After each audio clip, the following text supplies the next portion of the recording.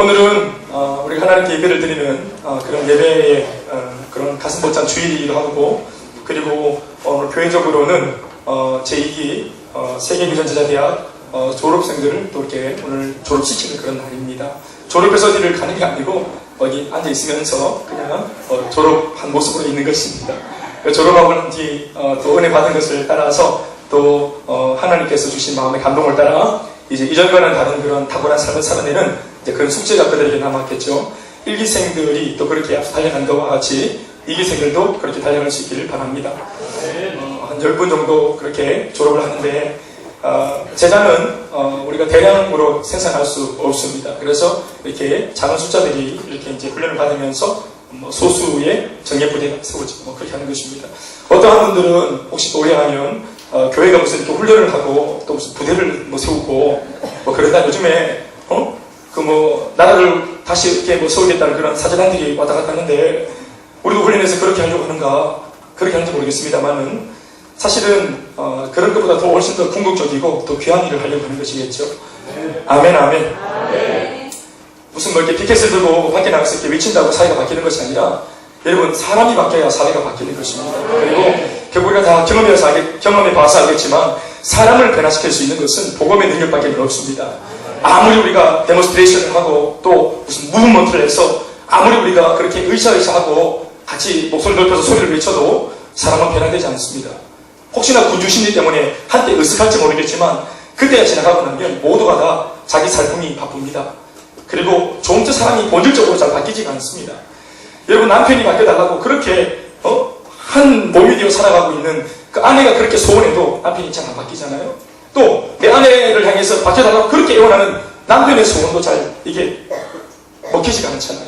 내 자식도 내가 배아가 내 자식인데도 불구하고 유전자가 같은데도 그렇게 아버지가 얘기를 하고 뭔가 요구하는데도 애가 전체 바뀌어주지 않는 거 있잖아요. 사람은 여러분 바뀌지 않는 겁니다. 부모가 자식을 못 바꾼다 하면은 끝난 거 아니겠어요? 바꿀 수 없는 겁니다. 굉장한 정치가능에 뛰어나가지고 나타나서 세상을 바꾸고 좋게 만들고 물론 그 애를 쓰는 것은 참 우리가 무시 못하고 또 박수해야 되고 격려하는 것이 마땅하겠지만 그것이 거의 불가능합니다. 사람 한 사람 속에 있는 그 야망들 또 내가 낸게 하는 마음들 또 쉽게 잘 부딪히려고 하는 그런 어떤 성향들 물론 그런 성향들은 상처 때문에 나타나는 성향이 있지만 공격적인 성향들 말이죠. 그리고 좀째 마음을 잘 오픈마인드하지 않는 이런 어떤 핸디캡 때문에 눌려있는 그런 어떤 중압감들 이런 것들이 결국은 녹아지고 치유되어져서 고침받아야 사람이 새롭게 되어지는 것입니다. 네가 새롭게 되어져야 할 이유에 대해서 우리가 101가지 논리로 우리가 아무리 들어도 바뀌지 않습니다. 물론 그 말이 다 100번 맞다 할지라도 우리의 마음이 그것을 응하지 않습니다. 또 사람은 본디 자신의 결정들이 들키면 그것이 기쁘기보다는 화가 나고 자존심이 상하기 마련이죠. 그래서 종체 내가 당신의 지적대로 잘못이 많습니다. 내가 부족한 사람 맞습니다라고 인정을 종체 안 하는 것입니다. 그래서 누군가의 잘못을 우리가 꼬집어 말하면 싸움이 일어나고 말지 않습니까? 아무도 겸허하게 그런 지적들을 잘 받지 못합니다. 사랑하는 여러분, 세상의 소망이 바로 복음이요. 세상의 소망이 예수 그리스도인 줄로 믿습니다. 그 증거가 바로 이곳에 앉아 그래도 과거보다는 변화받고 앉아 있는 오늘 저와 여러분들이 아니겠습니까? 일말의 소망이 걸리는 것입니다. 우리가 바뀌었으면 다 바뀌었으니까 아니겠어요? 우리가 보통 사람입니까? 우리는 다 하나님이 창조하신 피조물이기 때문에 창조주가 우리를 건드리면 피조물은 반드시 움직이게 되어 있고 바뀌게 되어 있습니다. 저는 자동차를 타고 다닙니다만은 그래서 법적으로는 제가 자동차의 차주입니다만은 제가 자동차 고장났을 때 제가 자동차를 책임지지 못합니다. 자동차를 나보다 훨씬 더 잘하는 사람들이 있습니다. 이게 창도 형제나 신일 형제 같은 사람들에게 전문가에게 맡기면 그들이 알아서 못 알아듣는 브레이크 또 뭐지 악셀레다 또 이게 뭡니까? 용어를 잘 모르겠는데 또 뭐가 있어요? 예? 엔지니어를 안 한다 내가. 그런 어려운 용어 써가면서 볼트 넣는 거 이걸 다 알고 있는데 그래서 하면서 막 기름 갈아놓고 이렇게 하면서 딱 고쳐 손 딱 대면 딱 고쳐. 언제 한번 우리 집사람하고 같이 애들하고 같이 과천 서울대 공원에 놀러 간 적이 있어요. 태어나서 처음으로 같이 코끼리 덴마크거야. 보러 간 적이 있는데 딱 도착하는데 벌써 차가 여름이라서 시원찮은 거야. 차 소리가 다 이상하고 그래가지고 또 휴가 가는데 뭐처럼 남편 앞에서 아내 앞에서 남편이 뭔가 또 차도 딱 준비해놓고 이렇게 딱 안전하게 가야 되는데 뭔가 부실하고 그러니까 참 꿀리고 괜히 말 안 하는데도 괜히 자존심이 상하고 그래서 막 소소하고 그 차에 딱 기억나는 사람이 박창근 그래가지고 박창근 전화 딱 했어. 그래 소리가 이상하다. 그러니까 전화기를 본네트를 들어가지고 대보라 한 거야. 딱 대봤더니 멋이지 어떻게 딱 하면서 바로 딱 전화를 바로 가까운 데 가선 데 가가지고 요게 문제라고 해라 캐라 그래가지고 해라 캐라 하는 말씀을 듣고 그대로 해라 캐라 캐가 캠프 딱 하고 그러니까 정확하게 그것이 다 진단이 딱 떨어져서 아무 이상 없이 이제 타고 다니는 여행을 하고 있죠. 전문가는 다른 것입니다. 사랑하는 여러분, 인생에도 전문가가 있는 것입니다. 나를 창조하신 분, 내 인생을 지으신 분이 우리 인생을 제일 잘 아는 것입니다. 책을 많이 읽은 사람, 뭐 돈을 통한 사람, 미안한 말이지만 그도 사는 게 아니겠어요? 뭐 저집에서 점을 봐주는 그런 사람들, 여러분 제가 일전에 대명동에서 제가 했던 이야기 해드렸죠? 대명동 동사무소 아르바이트 하면서 제가 대명동에 안 들어가본 적이 없다 했죠? 대명동에는 코너마다 골목마다 얼마나 점집이 많은지 아시죠? 선녀보살, 처녀보살, 뭐 동자보살 많습니다. 보살집에 다 들어갔을 때 보통 다 세게 나오는데 동사무소에서 왔다 그러면 어떻게 한다 합니까? 있는 모습 그대로. 예, 지금 돈벌이 안 된다는 거.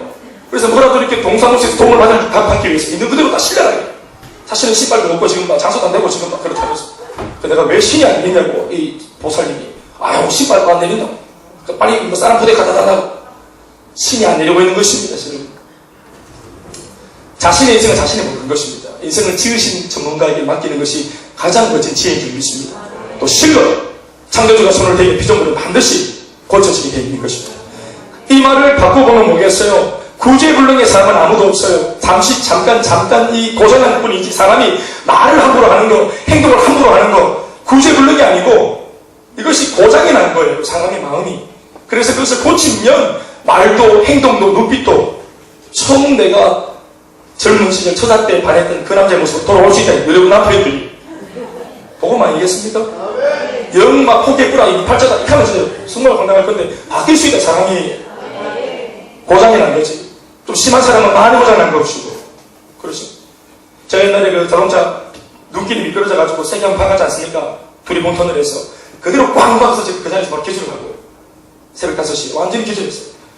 나중에 정신을 차려보니까 내 뒤에 따라오던 차 두 대가 박아가지고 버스 운전사랑 카렌스 운전사가 서로 네가 잘못했다고 싸우는 소리를 듣고 제가 깬 겁니다. 제가 사고가 최초로 난 사람이고 지금 무슨 기절했는데 아무도 저를 구해주지 않는 것입니다.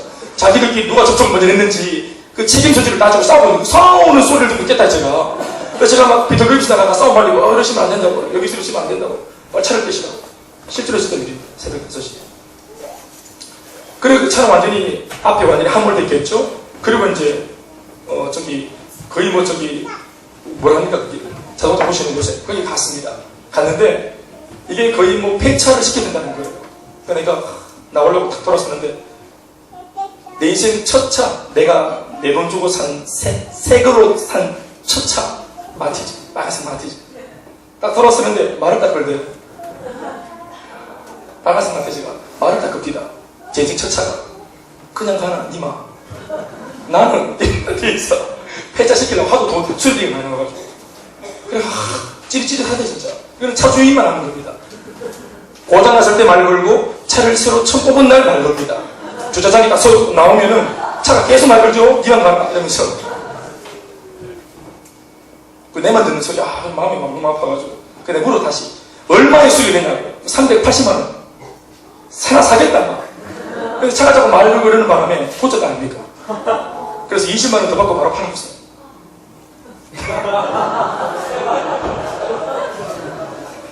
전문가에게 맡기면 고쳐받는 것입니다. 380만원 수리비 나온 끝장난 마티즈도 고치니까 정신 합치다 제법. 네, 인생도 마찬가지. 말도 함부로 하고 눈빛도 좀 영 에너지가 떨어지고 그렇습니까? 영 실망됩니까? 고장이 좀 많이 난 것입니다. 좀 고치면 될 줄 믿습니다. 네. 유통기한이 없기 때문에 사람은 숨 떨어지기 전까지가 다 기회입니다. 누구나 변화될 수 있습니다. 이 땅에 존재하는 피조물에게 있어서 그러므로 그런 어떤 의미에서 최고의 명예는 자신을 지은 창조주를 발견하고 그 창조주를 만나고 그 창조주를 아는 것입니다. 이것이 피조물에게 가장 큰 명예입니다. 세계적인 잡지 타임지가 가장 영향력 있는 복음주의자 25인 중 한 명으로 선정했던 제임스 페커라고 하는 목사님이 계시는데, 그 제임스 페커의 고전 하나님을 아는 지식이라고 하는 유명한 책이 있는데, 그 책의 한 대목을 제가 읽어드리겠습니다. 앞에 한번 자막이 뜰 것 같은데요. 세상은 하나님의 창조물이며 하나님의 섭리의 수단이다. 또한 그리스도인의 사명의 장이며 삶을 영위하는 현장이다. 어디가요? 우리가 살아가는 그리스도인들의 삶의 현장. 그 삶의 현장, 세상이 뭐라고요? 한번 더 읽어드리죠. 세상은 하나님의 창조물이며 하나님의 섭리의 수단이며 그리고 또한 그리스도인의 사명의 장이고 삶을 영위하는 현장이다. 하나님을 아는 지식을 얻는 것은 삶에 대한 의미와 존재의 이유를 아는 것이다. 그러니까 하나님을 알게 되면 내 삶이 어떤 의미인지 그걸 비로소 알게 되고, 나를 지은 창조주, 온 우주 만물을 지으신 진짜 온 우주 만물의 주인을 만나게 되면 내 존재 이유, 내가 살아가는 이유도 알게 되는 것입니다. 우리가 세상이 무엇이며 우리가 무엇인지를 안다면 삶의 태도가 달라질 것이다. 그리스도인은 표류하지 말아야 한다. 하나님의 나라를 위해 항해하는 자이며 세상을 변혁할 소명을 가지고 살아가야 한다 라고 했습니다. 참으로 참 멋진 그런 말이 아니겠습니까? 그러니까 하나님의 나를 지은 창조주를 만나면 창조주가 나를 지었다는 것, 왜 지었는지를 그 창조주로부터 듣게 됩니다. 내 인생이 왜 조선시대에 태어난 것도 아니고 일제강점기에 태어난 것도 아니고 전쟁 직후에 태어난 것도 아니라 하필이면 이렇게 우리가 20세기 후반에 태어나서 21세기를 영유하는 이런 어떤 귀한 사람들로 살아가고 있는가? 왜 2013년도 이 12월달을 맞을 때 나의 나이가 지금 이런 어떤 나이이며 이런 모양새인가? 그리고 지금 내가 어디서 와서 어디에 머물고 있고 앞으로 나의 인생은 어디로 갈 것인가에 대한 이 모든 인생의 대답을 나를 창조하신 하나님의 음성을 통해서 듣게 되는 것입니다. 자, 보십시오. 내가 왜 지원받았고 사실은 내가 구차하게나마 이런 모양으로라도 내가 생존하고 있는 이유를 알게 되어질 때 오늘 제임스 페커가 말하고 있는 것처럼 내 삶의 태도와 자세가 달라질 수밖에 없는 것입니다. 분명 내가 내 스스로가 판단하는 내 인생은 실패투성이었는데 하나님이 말씀하시기를 너에게 이 40대까지의 네 인생은 전반부에 있어서 실패가 필요했다는 겁니다. 네 후반부를 바라볼 때 전반부에 네가 고생하고 그런 험한 구덩이를 헤치고 나와야 될 그런 당위성과 필요성에 대해서 주님이 음성을 들려주시면 아, 내 인생 이것이 지금 망하는 길로 가는 게 아니구나라는 것을 하나님의 음성을 통해서 듣게 되어지면 내일과 글피와 다음 주와 다음 달의 삶이 달라지는 것입니다. 삶을 대하는 태도와 자세가 달라지겠죠. 내 연령 때문에 내 인생이 결정되는 것이 아니고 내 세상적인 직함 때문에 내 인생이 결정되어지는 것이 절대로 아닙니다. 우리 학생들은 내 성적과 내 등급이 내 인생 전체를 이미 결정지은 것이 절대로 아니에요. 우리가 한 번씩 흔히 듣는, 사실은 세상에서도 한 번씩 강연을 통해서 듣는, 우리를 성찰할 수 있는 어떤 그런 메시지인지는 모르겠지만 틀에 박혀있는, 그러나 여러분 지금 제가 말하고 있는 것은 여러분들이 무한한 가능성의 존재라는 것을 어떤 그것을 인간적으로 말하고 싶은 것이 아니라 우리는 사실 무능력하고 전반전 실패한 것처럼 우리 앞으로도 실수할 수밖에 없는 존재들이나 지금이라도 늦지 않았으니 우리가 나를 지으신 분에게 붙들리면 내 인생이 달라질 수 있다. 그리고 네가 40까지 살아오면서, 그럼 저를 기준으로 볼 때 네가 한 40대까지 살아왔던 전반전을 볼 때 네가 그렇게 많은 시행착오와 실수와 실패가 있었잖아요. 물론 나름대로는 최선을 내 살아는 그 최선이 얼마나 다른 사람과 견주어보면 열등감을 느끼는 최선이며 내 나름대로는 한다고 했지만 얼마나 많은 패배감과 또 낙심들이 찾아왔는가. 그리고 먼저 생겨진 이 삶을 통해 생겨진 선지식, 성경론 때문에 내 삶은 앞으로도 절대로 안 될 것이라는 그림이 나오는 거죠. 내 인생 지금 받는 연봉으로 계산해 봤을 때 내가 은퇴하는 날까지 딱 계산해 보면 내 삶의 등급이 나오고 내가 어느 정도 인생을 누릴 것이라고 하는 대답이 딱 나와버리죠. 그 돈의 어떤 그 계산법에 따라서 내가 소유하게 될 그 재산의 어떤 그런 소유의 어떤 양에 따라서 내 인생 전체도 이미 등급이 매겨져 버립니다. 우리가 그런 것에 계산이 얼마나 빠른지 모르죠. 내가 지금 이 사람하고 사는데 결혼한 지 10년째 이렇게 안 바뀌는 이 사람하고 살 때 앞으로 30년, 40년 살아가야 그 모양 그 꼴이겠다. 그러니까 이제 그렇게 말하면 내 앞날에 대한 소망이 전혀 없어지는 것입니다.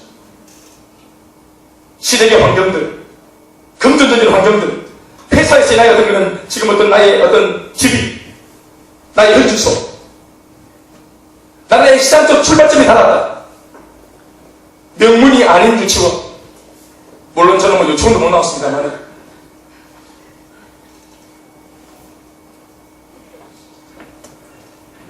아빠고 엄마고 이런 거 나중에 우리 초등학교 5학년 때 배웠습니다.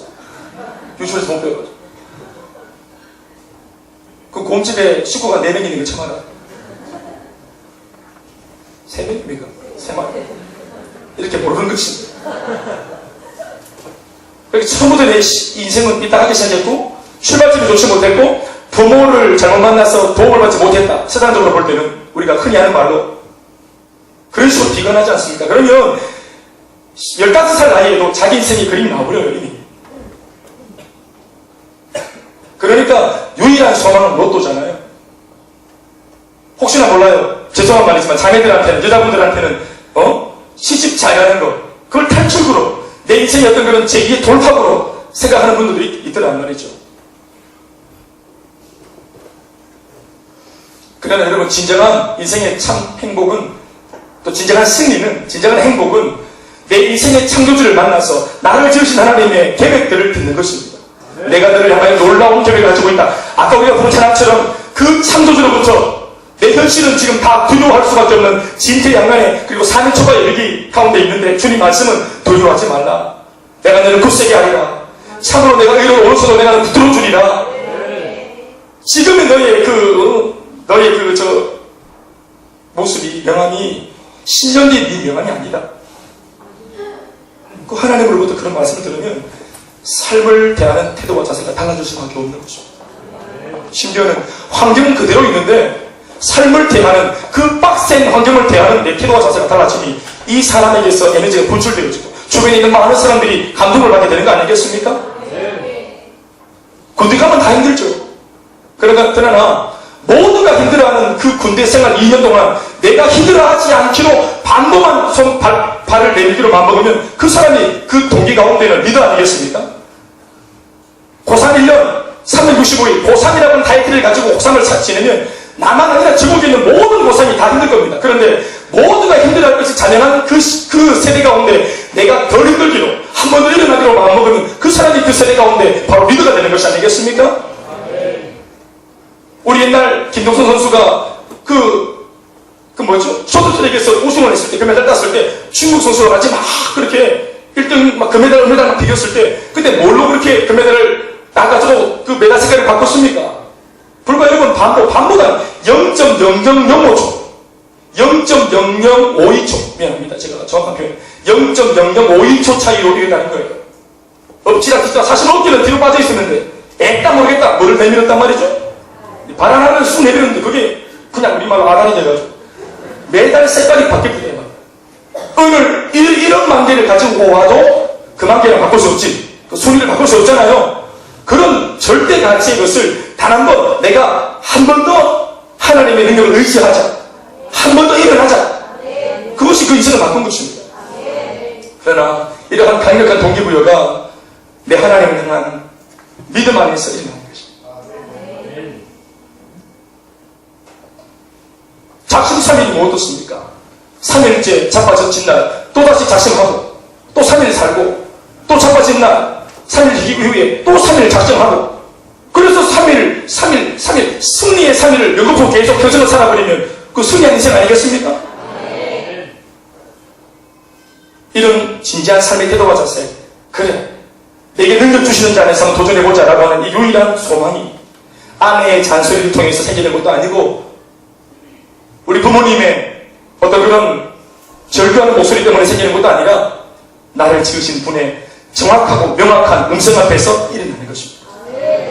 내 인생 끝난 게 아니구나. 그러니 그런 의미에서 시험을 받은 피조물은 나를 지으신 창조주를 만나는 것이 가장 큰 영예인 줄로 믿습니다. 우리 인간에게 있어서 하나님을 아는 지식이 가장 탁월합니다. 하나님을 아는 지식보다 더욱 탁월한 지식은 없는 줄로 믿습니다. 바울은 빌립보서 3장 4절 9절 말씀을 통해서 자신에게도 자랑할라 치면 세상적으로 육신적으로 자랑할 것이 이만큼이나 있다면서 자신의 화려한 이력들을 그렇게 가지고 있었으나 그것들을 도리어 해로 여기고 예수 그리스도를 아는 지식을 가장 탁월하다라고 고백한 바가 있습니다. 그의 말은 사실이었습니다. 이 세상 그 어떤 것보다 이처럼 탁월한 것은 아무것도 없습니다. 이처럼 비밀스러운 것도 없고 주님을 아는 지식처럼 이처럼 스케일이 큰 것도 없고 이처럼 파급 효과가 큰 것도 없고 이처럼 많은 유익을 줄 수 있는 것도 없고 이처럼 생명을 살리는 것도 없고 이처럼 무섭고 두려운 것도 없고 이처럼 경이로운 것도 없고 이처럼 기쁨을 주는 것도 없고 그리고 이처럼 감동적인 것도 없습니다. 복음이 나를 바꾸고 가정을 바꾸고 내 아내를 바꾸고 아이를 바꾸고 부모를 바꾸고 가문을 바꾸는 그런 능력을 행사하지 않았습니까? 그리고 아무것도 없던 이 배고 한잔하게 3년 전만 해도 없던 교회 하나가 이렇게 세워지는 그런 강력한 동기부여를 준 것이 바로 하나님의 말씀이요 하나님을 아는 지식 아니겠습니까?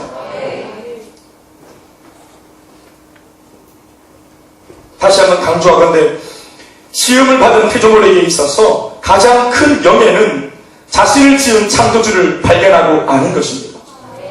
그런데 문제는 정작 피조물인 우리 인생들이 절대로 이런 하나님을 알려고 하지 않는다는 것이에요. 관심이 다른 데 있기 때문에 그래요. 영원한 것, 더 본질적인 것, 진짜로 자신을 행복하게 할 수 있는 그런 이야기에 우리가 참 귀를 닫는다는 것이 이게 인생들의 고통인 것입니다. 전도를 해보면 교회를 왜 못 나오는가요? 많은 사람들이 우리가 전도를 많이 해보니까 만나서 그런 사례를 많이 겪지 않습니까?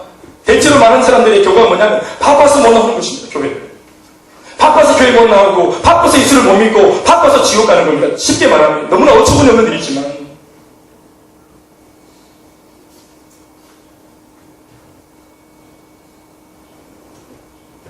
이전에 제가 했던 그 장칼럼에서 세이크로바와 네이크로바 얘기를 하더라고요. 아마 여러분 다 흔히 아는 이야기겠지만 많은 사람들이 자신의 인생에 행운을 가져다주는 네이크로바를 끊임없이 지구해 가지 않습니까?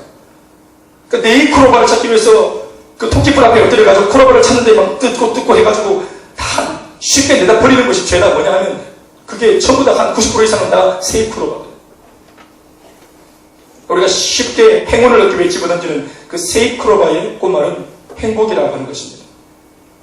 물론 세상 사람들이 만든 이야기지만 행운을 얻기 위해서 나에게 이미 주어진 행복을 그렇게 함부로 우리가 여기는 하찮게 여기는 돈을 얻는 것은 행운이겠지. 수많은 경쟁자들 가운데 내가 잘 되는 것은 어떻게 보면은 그 경쟁률이 너무 높기 때문에 행운인지 몰라요.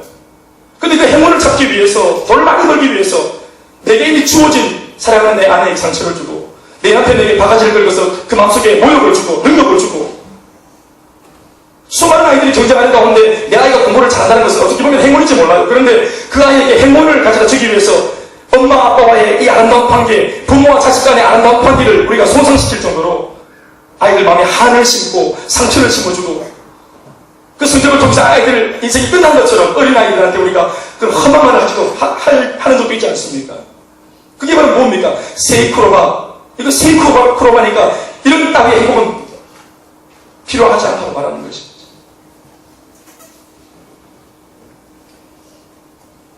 너무 바빠. 행복을 찾기 위해서 너무 바쁜 것입니다. 그러나 행복을 가져다 줄 것만 같은 이 파랑새가 끝끝내 잡히지 않는다는 겁니다. 이 파랑새. 안데르센 영화에 나오는 파랑새 이야기는 뭐냐면 파랑새는 절대로 내 손에 잡히지 않는 겁니다. 잡히지 않는 것이 파랑새입니다. 그 파랑새를 쫓는 동안 이미 나를 위해서 생명을 주시고 나를 위해서 몸을 찢으시고 내게 놀라운 축복과 인생의 계획을 갖고 있다고 말씀하시는 주님의 음성을 우리가 끊임없이 거절하고 있다는 것이 얼마나 인생의 무지입니까? 저는 여러분 돈을 많이 벌고 그리고 떵떵거리며 사는 사람들의 절규하는 목소리도 많이 들어봤습니다. 만나는 약속 장소에 저보다 더 좋은 차를 타고 와가지고 주차를 시켜놓고 그리고 카페에 들어와서 저 앞에서 인생이 행복하지 않다고 절규하는 부인도 만나봤습니다. 물론 돌아갈 때는 나보다 좋은 차를 타고 또 돌아갔습니다. 그런데 그 카페에서 마티즈를 타고 온 제가 인생에 답을 주고 저는 이제 털레 기름도 딱 떨어져가지고 앵골한 차를 타고 그래 조심조심 간 것이 있을까 싶었습니다.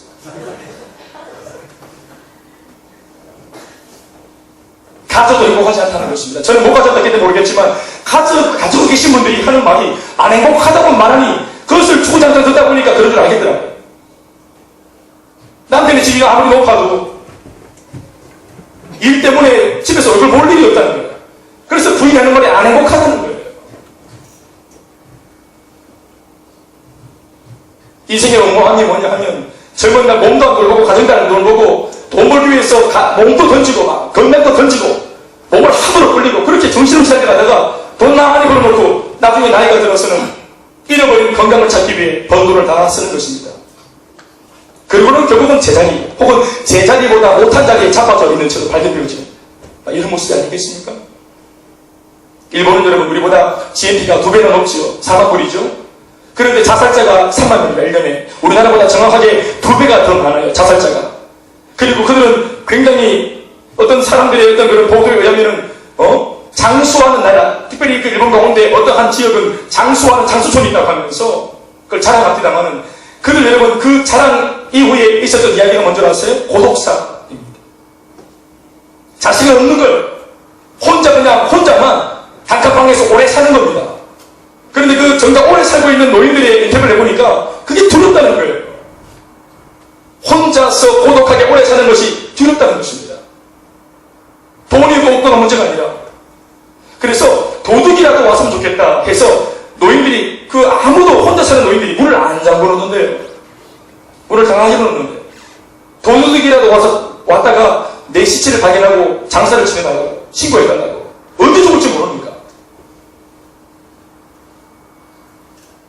고독사라고 하는 일본의 어떤 그런 사회의 문제를 고발하는 책을 읽은 적이 있는데 그 책을 읽은 지가 벌써 몇 년 전인데 최근에 제가 저희 나라에도 고독사 문제가 지금 대두되고 있다는 그런 다큐멘터리를 본 적이 있습니다.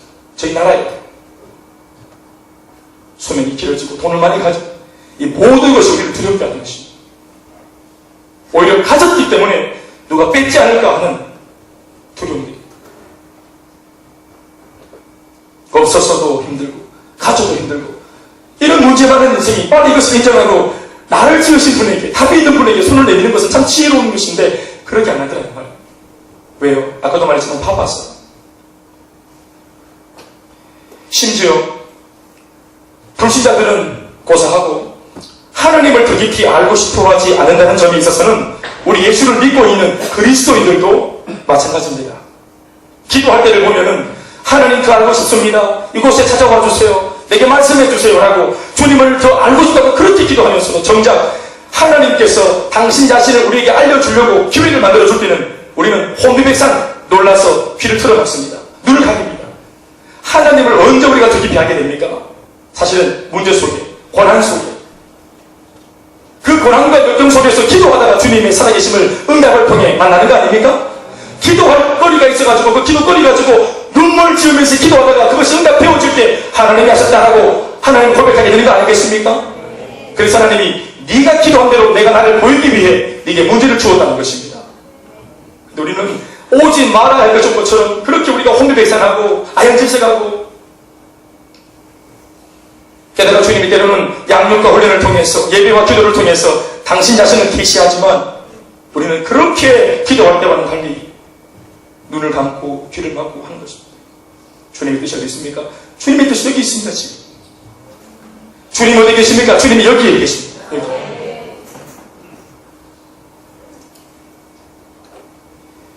이미 교회 생활을 제법 해본 성도들 중에는 그 하나님을 더 깊이 알게 되면 인생이 꼬인다는 것을 알고 있는 것입니다. 물론 여기서 말하는 인생이 꼬인다라고 제가 드린 이 말씀은 그들의 표현입니다.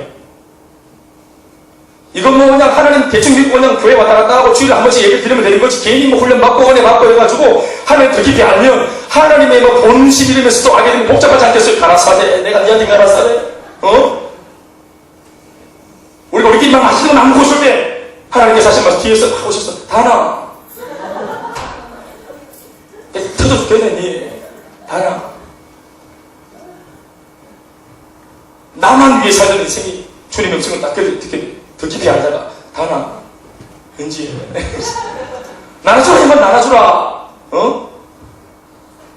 그게 싫다 이 말이에요. 하나님을 알아가면 갈수록 원수로 사랑해야 되고 뭐 나를 저주하는 자를 축복해야 되고 내가 용서해야 되고 내가 먼저 고개를 숙여야 되고 내가 먼저 손을 내밀어야 되고 내가 품어야 되고 용납해야 되고 이게 여러분 멋진 건데도 변화받지 못한 우리의 가치관으로는 이것이 쪼다같이 보이고 이게 손해처럼 보이니까 이런 말씀만 해드리는 하나님 앞에 우리가 서기가 싫은 것입니다.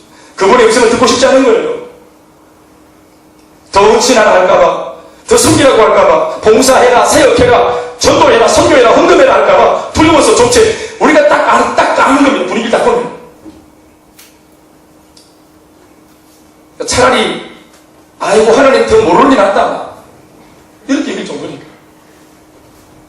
이렇게 마음을 딱 이미 선을 딱 그은 분들은 앞서 이 선을 넘어서 더 깊은 하나님을 발견한 사람들이 간증을 쫙 하면 절대로 그런 간증을 듣지 않습니다.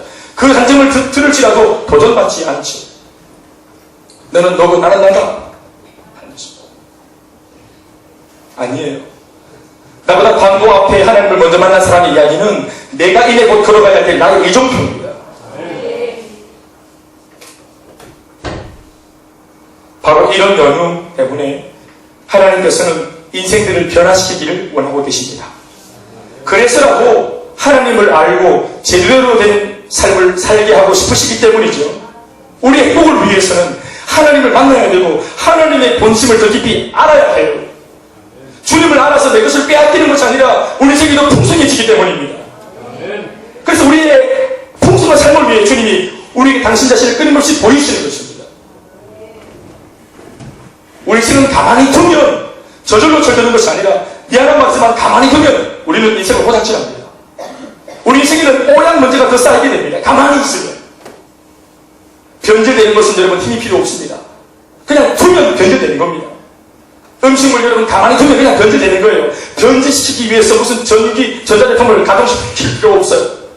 그러나 변질이 되려고 하는 이 자연스러운 음식을 신선도를 유지하고 생명력을 지키기 위해서는 에너지가 필요합니다. 그래서 냉장고가 필요한 거 아니겠어요? 김치 냉장고, 전기 에너지를 통해서 생명력을 유지시키는 거 아니겠어요? 변하는 에너지가 필요하나 변질되는 것은 그냥 가만히 있으면 변질돼버립니다.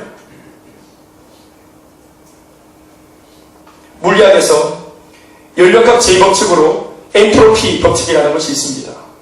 독일의 물리학자 클라우지오스가 사용한 용어인데 그 내용이 뭔가 하면 물질 세계가 인간들이 살고 있는 눈에 보이는 이런 현상적인 세계, 이 물질 세계가 어떤 한 법칙에 의해서 이게 흐름을 따라 움직이는데 어디에서부터 어디로 질서에서부터 무질서로 그런 흐름으로 물질 세계는 흘러간다는 것입니다. 예를 들면 쇠를 가만히 두면 바짝바짝거리지 않고 가만히 두면 녹습니다. 연기가 날아가는데 가만히 두면 땅 모이는 것이 아니라 가만히 두면 흩어집니다. 청소한 새집도 딱 깨끗하게 청소 딱 해놨는데 가만히 두면 어디서 들어왔는지 미세먼지가 쌓이게 되는 것입니다. 질소를 딱 잡아놨는데 가만히 두면 반드시 무질서가 일어납니다. 우리 집 예를 들고 싶었는데 말할 것도 없는 것입니다. 아무리 청소해도 딱 두면 난리가 나요. 가만히 두면 난리가 나는 것입니다. 이 법칙은 우리 인간들에게도 그대로 적용이 됩니다. 인간은 모든 면에서 가만히 두면 점점 더 무질서해지고 흐트러지게 되어 있습니다. 그래서 이러한 흐트러지는 삶을 다잡기 위해 에너지, 다시 말해 훈련 에너지가 필요한 것입니다. 사랑하는 사이도 처음 사랑하면 확인하고 그리고는 계속해서 산다. 반드시 여러분 그 사랑은 지금 식어가고 있는 것입니다. 내 마음 알지? 내 마음 모릅니다. 그거 확인해야 되는 것입니다. 애인이 군대 갔으면 반드시 중간에 체크를 해야 됩니다. 체크를. 상대방 서로 쌍방간에 체크를 해야 됩니다. 요즘 공방이 아니잖아요. 막 왔다 갔다 하고 막 전화기 들고 다니면서 전화기 들고 막 영자야 비싸고 막 다음 휴가 되면 발자야 하고 바뀌고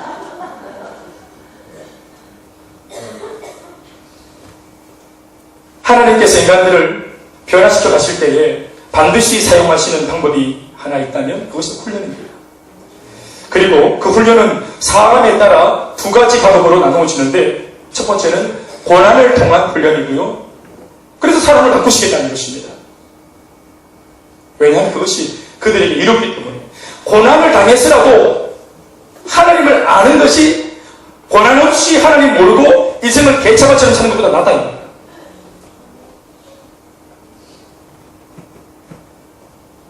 성경이 뭐라 했습니까? 네 눈이 범죄하면 네 눈을 빼고 그 눈을 뽑고 천국 가는 것이 두 눈 멀쩡하게 지옥 가는 것보다 낫다 했습니다.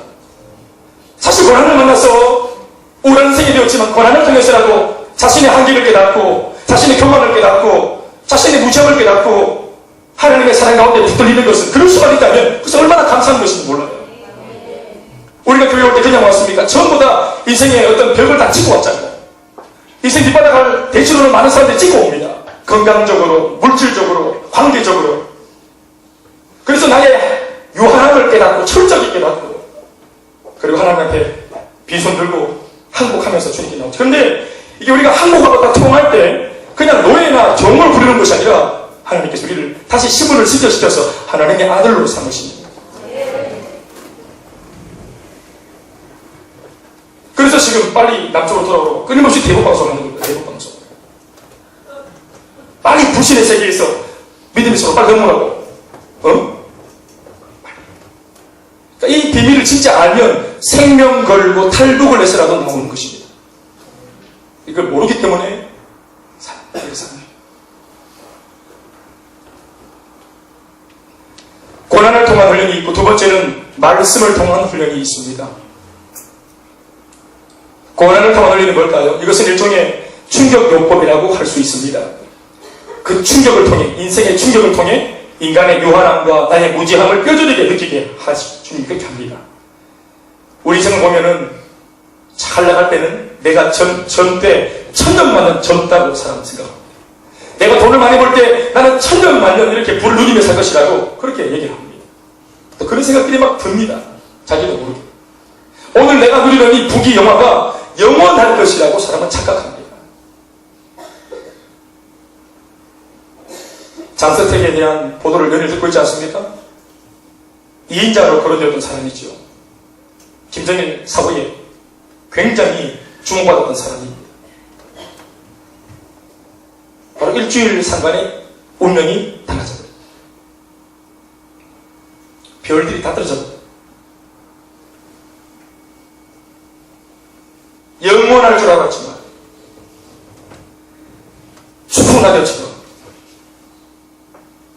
권자에 앉은 다른 사람의 보수의 말에 의해서 입김에 의해서 한 방에 다 정리가 되는 것입니다.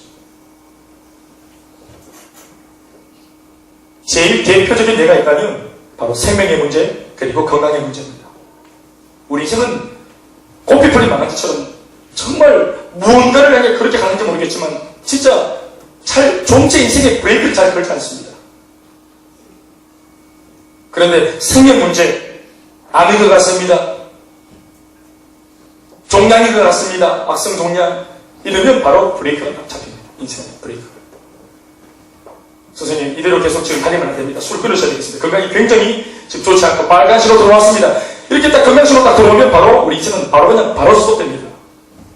멋진 슈트 다 벗고 계급장 다 띄고 바로 그 다음날 큰수병원 환자복 가지고 있는 거예요. 똑같은 환자복 입고 어제까지 어떤 타이틀로 어떤 거창한 자동차를 타고 다니고 어떤 좋은 집에 살았는지 모르겠지만 똑같은 철제 의자 저 침대 위에 똑같은 환자복 입고 똑같이 누워있는 것입니다. 그리고 하루 이틀만 지나도 똑같이 입에서 노란내 나고 똑같이 멋있어가지고 막 머리가 떡지고 똑같은 인생의 회장님도 사장님도 똑같아요. 광야가 이것 때문에 우리 인생에 들어오는 것입니다. 길이 안 보이고 양식도 물도 없고 그리고 원수 대적들은 수두룩하고 그래서 오직 하늘밖에는 치닫고 구멍이 없는 하나님밖에는 안 보이는 곳이 광야입니다. 그래서 하나님만 볼 수 있게 하기 위해서 우리를 하나님께서 광야로 집어넣는 것입니다. 저도 그 광야에 있어 하나님을 만난 케이스였습니다. 이 광야를 한번 거치면 그 사람 순식간에 기도의 사람이 됩니다. 광야를 거치면 그 사람 순식간에 순종의 사람이 되고 겸손한 사람이 됩니다. 눈에 도끼가 다 빠져버립니다. 한순간.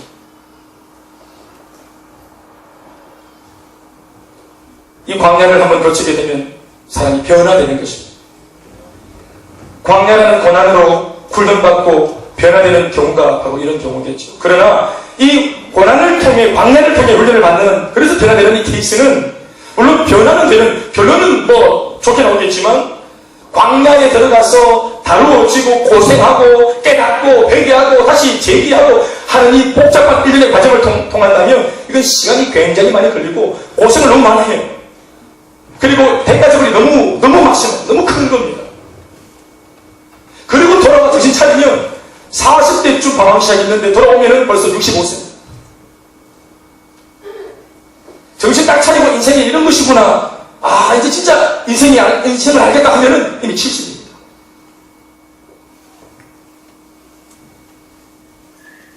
아내를 사랑해야 되는 것이구나 깨달으면 아내는 없습니다. 부모를 이렇게 내가 섬기는 것이구나 깨달으면 부모가 없습니다.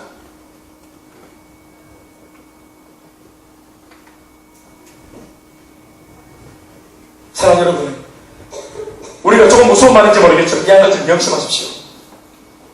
고난을 통해서라도 하나님은 우리가 변화받아서 궁극적으로는 우리가 변화받아 하나님의 뜻대로 우리가 행복하게 그리고 온전하게 의롭게 살기를 주님이 원한다는 것이고 하나님께서 세우신 당신의 기준을 절대로 포기하지 않는다는 사실입니다.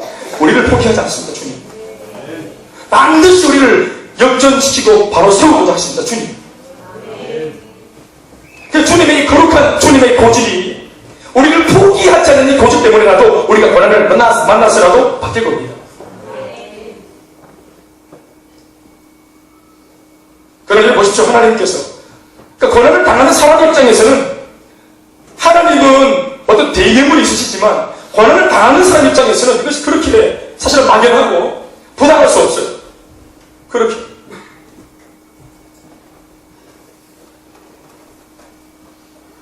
그래서 쥐어 터지면서도 끝까지 고집 부리고 막간 골고까지 몰리면서도 존재 고개를 숙이지 않고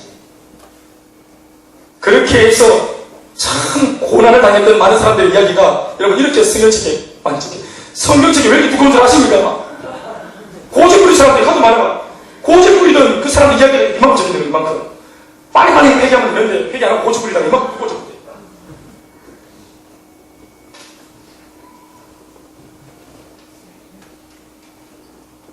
암 환자들이 듣는 그나마 유일한 좋은 소식, 복음이 뭡니까? 암인데 선생님 일찍 오셨네요. 이게 세상에 정말 둘도 없는 기쁜 소식입니다. 병은 있지만 일찍 와서 이걸 다룰 수 있다는 것. 이게 복음입니다. 복음. 일찍 오시고 싶습니다.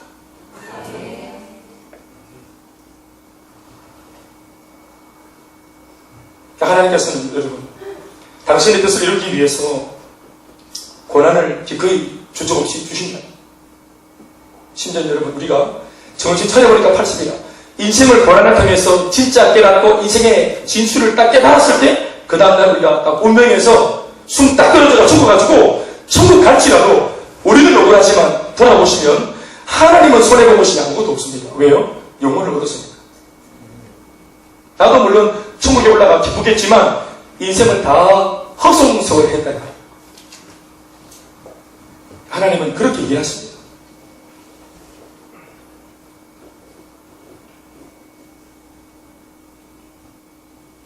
오늘 자리에 앉아 이 말씀을 듣고 있는 우리 10대들은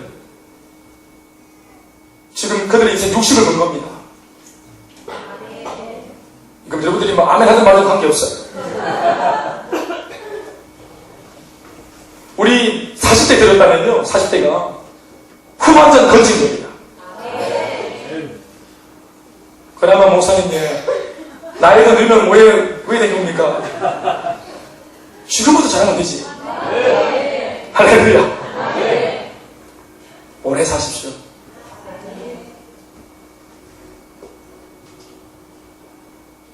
두 번째로, 말씀을 통한 훈련이 있다 했습니다. 이 말씀을 드리는 것 동시에 말씀을 맺겠습니다. 고난을 통한 훈련이 아니고 두 번째는 무엇을 통한 훈련이라 했습니까?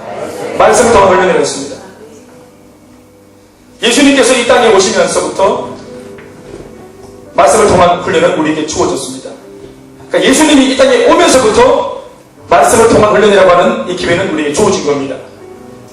예수님께서 말씀으로 가르치시고 수많은 사람들에게 주님이 직접 걸어다니시면서 친절한 예수님, 직접 당신의 육성으로 사람들에게 직접 그들의 귓전에 찾아오셔서 말씀을 들려주시고 무엇이 옳고든 살리고 무엇이 의로운 살리고 무엇이 궁극적으로 사람의 그 본질적인 그런 사람의 그 삶인지 뭐가 정말로 가치로 삶인지에 대해서 주님이 직접 오셔가지고 우리에게 알려주시고 가르치시고 전파하시고 치유하시고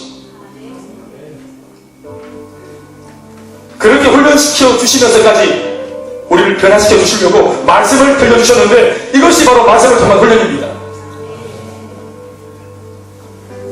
그것도 강사가 아니라 아버지의 마음을 가지고 아버지의 심정으로 우리를 양육해 주시는 것이기에 이것으로 변화의 기회를 삼는 것은 최고의 축복이라고 믿습니다. 어차피 저는 바뀌게 되어 있습니다. 지나본 제 인생도 돌아보면 짧지만 고난을 통해서 얼마나 철을 많이 제가 철이 들었는지 모르겠습니다. 그나마도 고생을 하면서 다른 가정과 다른 내 가정의 이 핸디캡, 이 어렵고 가난하고 힘겹고 그리고 대화가 통하지 않는 어떤 아버지 아래에서 이것이 소통이 되지 않는 가운데 상처를 속으로 다 그냥 가지고 내 속에 그냥 원자로가 있는 것이죠. 내 속에 원자로가. 내 인생 자체가 방사능이라 남도 오염시킬 정도로. 인터넷으로 최근에 우리 72년생 동기들 그 밴드라고 하는 걸 했는데 옛날 친구가 제목을 딱 올렸더라고. 대현 목사님이 딱 사진을 올렸는데 딱 보는 순간 제가 이거야 빨리 폐기치고 했는데 동기들 딱 사진 찍었는데 혼자 혼자서 레이저를 쏘고 이렇게 앉아. 너무 왜 이런 표정을 찍고 이렇게 사진을 찍었을까? 좀 화는 거 부끄럽고. 그래. 그 아내가 딱 보더니 아이고 참. 그 사진이 지금도 있습니다. 저한테 있는데 그때는 정말 상처가 너무 많아요. 뭐 싸움도 잘 못하는데 도끼가 있으니까 하나 걸리라 이러고 그러면서 이제 제발 안 걸리기 또 한쪽 바라고 이렇게 하면서 아주 그냥 질문 놓고 있으니 그랬거든. 잠깐 있으면 한번 딱 찍어봤다가 아저씨 인상이 좀 험하면 바로 꼬리는 이렇게 있으겠지. 모든 것이 복잡했던. 그 고난을 통해서 철을 많이 들었던가. 그런데 하나님의 말씀을 통해서 기도하면서 은혜를 받아서 바뀌는 것은 속도가 굉장히 빠른 거예요. 그것이 더 좋은 것 같아요. 그게 더 젠틀하고 아멘 아멘. 이게 더 좋은 것 같아요. 여러분들에게도 목사로서 권하는 말씀은 고난을 통해 사람을 맡깁니다만 이왕이면 하나님의 말씀을 통해 예배를 통해 은혜를 통해 양육을 통해 아버지가 아들로 대우해 주시는 그 은혜의 자리에서 우리가 바뀔 수 있다면 난 바뀌었으면 좋겠어요. 오늘 우리 졸업생들도 앉아 계시거든. 내가 하나님을 아는 지식이 고난을 통하든 말씀을 통하든 훈련을 통하든 변화받아서 하나님을 알게 된 것이 가장 우리에게 큰 영예입니다. 아멘이십니까? 오늘 이곳에 앉아 계신 졸업생 여러분들은 어떤 경우입니까? 고난이 아니고 말씀을 통해 훈련을 통해 바뀌어진 케이스라 생각합니다. 아멘입니까? 얼마나 참 하나님께서 여러분들을 아들과 딸로 그렇게 극진히 대우해 주셨습니까? 그런 여러분 말씀을 듣기 전에 한 가지 더 들을 것이 있습니다. 그게 뭐냐 하면 하나님을 아는 지식보다 더 큰 영예가 있다면 어떡하실래요? 하나님을 아는 것보다 더 위대한 것이 있다면 어떡하시겠어요? 그건 뭐냐 하면 하나님을 알게 된 그 지식으로 이 땅과 이 삶을 살아내는 것입니다. 그게 훨씬 더 가치로운 것입니다. 결국은 하나님을 아는 것이라 그래봤자 사실은 그것이 가장 귀한 것이긴 하지만 이름에 불과할 수 있겠죠. 원수를 사랑해라. 너를 교조하는 자를 축복해 줘라. 네가 먼저 용납하고 용서하고 사랑해라. 이론입니다. 그런데 이렇게 사는 것이 옳은 삶이구나를 알았다면 내가 알게 이루어진 그 인생의 참 가치대로 내가 살아내는 것이 보다 더 가치로운 것이죠. 그게 진짜. 훈련을 마치는 분들에게 우리가 그렇게 제가 불러드렸고 훈련생들이 받아 적었습니다. 뭐라고? 졸업은 끝이 아니고 시작이다. 우리 그렇게 다 적었습니다. 이제 여러분들이 살아내는 일이 남은 것입니다. 왜요? 하나님이 고난이 아니라 우리들에게 아들과 딸로 대우하셔서 하나님의 말씀으로 양육하여 훈련하여 변화를 시켜 놓으셨기 때문에 그렇습니다. 그러니 우리도 나를 아들로 대우해 주신 아버지 앞에, 딸로 대우하신 그 아버지 앞에 나도 그분을 아버지처럼 섬기고 그 아버지의 기쁨이 되기 위해 이 땅을 살아가는 것이 마땅한 줄로 믿습니다. 목사를 뭐 때문에, 교회 때문에, 누구 때문이 아니고 누가 보기 때문이 아니라 다 필요 없는 거예요. 여러분들을 아들로 대우하시고 딸로 대우하신 아버지 하나님의 눈동자 앞에서 여러분들이 살 수 있길 바라는 거예요. 그야말로 하나님 앞에서가 지금부터 시작되는 것입니다. 난 여러분들이 그토록 외쳤던 것처럼 오늘 졸업생들만 대답해 봅시다. 여러분들의 비전은 무엇입니까? 여러분들의 비전은 무엇입니까? 여러분들의 진정한 본업은 무엇입니까? 재생산 사역자. 나에게 은혜를 주신 그 아버지를, 이 인생의 참 비기를 몰라 아직까지도 헤매고 있는 사람들에게 그 아버지를 소개해서 나만 누리는 혜택이 아니라 과거의 나처럼 하나님을 모르는 수많은 사람들이 이 하나님을 만나 정말 인생에 땡잡을 수 있도록, 인생 수지 맞을 수 있도록 우리가 증인되었어. 그렇지 않습니까? 그 사실을 그대로 꾸미고 뭐 첨가하는 것이 아니라 가감없이 내가 만난 만큼, 내가 경험한 그 아버지를 있는 모습 그대로 전하기만 해도 저는 여러분 인생이 보다 더 복될 줄로 믿습니다.